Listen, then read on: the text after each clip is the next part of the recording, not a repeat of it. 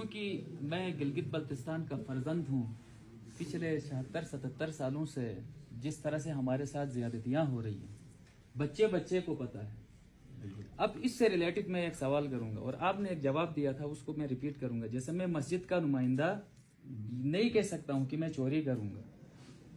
ایک مثال دیتا ہوں، تھوڑا سا ٹائم لوں گا۔ اسلام آنے سے پہلے ہی ایک بندہ یہ دعویٰ کرے کہ شراب پینا حرام ہے، کوئی سمجھ میں آنے والی بات ہوگی؟ چونکہ ہم ڈسپیوٹڈ ایریا ہے، یہاں کوئی قانون نہیں ہے، تو پھر ہم کیسے کہہ سکتے ہیں کہ فلاں قانون کے تحت فلاں قانون کے تحت یہاں سے مال لے کے آنا سمگل کے زمرے میں آتا ہے؟ ایک یہ سوال ہے۔ دوسرا سوال سر ایک منٹ سنیں نا، ہم ڈسپیوٹڈ ایریا ہیں تو مطلب قانون نہیں ہے، پاکستان کا آئین یہاں امپلیمنٹ نہیں ہوتا ہے، واضح بات ہے۔ اب آپ جس زمرے میں بات کر رہے ہیں، اگر یہاں سے کوئی چیز میں امپورٹ کر کے پاکستان لے جا کے بیچ رہا ہوں تو قانون جرم کس قانون کے تحت، کس ملک کے قانون کے تحت جرم ہوگا؟ ابھی تک تو میں کسی آئین میں نہیں آتا ہوں، میں تو آئین سے باہر ہوں، نہ مجھے کسی نے اپنے آئین میں شامل کیا ہے، نہ مجھے اپنا آئین بنانے دیا گیا۔ کیسے کہہ سکتا ہوں کہ یہاں سے لے کے جانا چوری ہے؟ ایک سوال۔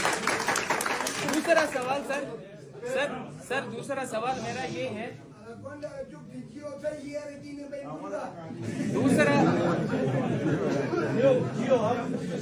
دوسرا میرا سوال،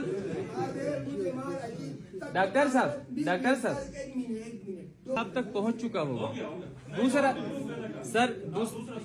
دوسرا سوال میرا یہ ہے کہ یہاں جو ٹیکس ایگزمپشن والا پوائنٹ ہے، اس میں سب سے پہلا جو اے ہے، اس میں لکھا گیا ہے کہ فیڈرل ایکسائز وغیرہ وغیرہ ٹیکسز جو ہے وہ گلگت بلتستان کی ٹریٹری کے اندر جو ہماری کنزمپشن ہوگی، جو ہماری ضرورت ہوگی، ٹریڈ نہیں، جیسے سرفراز صاحب سوال کر رہے تھے۔ اس کا بھی مثال دیتا ہوں، فرض کریں میرے گھر میں 3 بچے ہیں، ان کے لیے 3 جوڑا شوز کی ضرورت ہے، میں 3 ہی لے کے آ سکتا ہوں، اپنے بڑے بھائی کے بچے کے لیے نہیں لے کے آ سکتا ہوں، یہ بھی ہے۔ اچھا اس کے علاوہ سر یہ سی ہے، پوائنٹ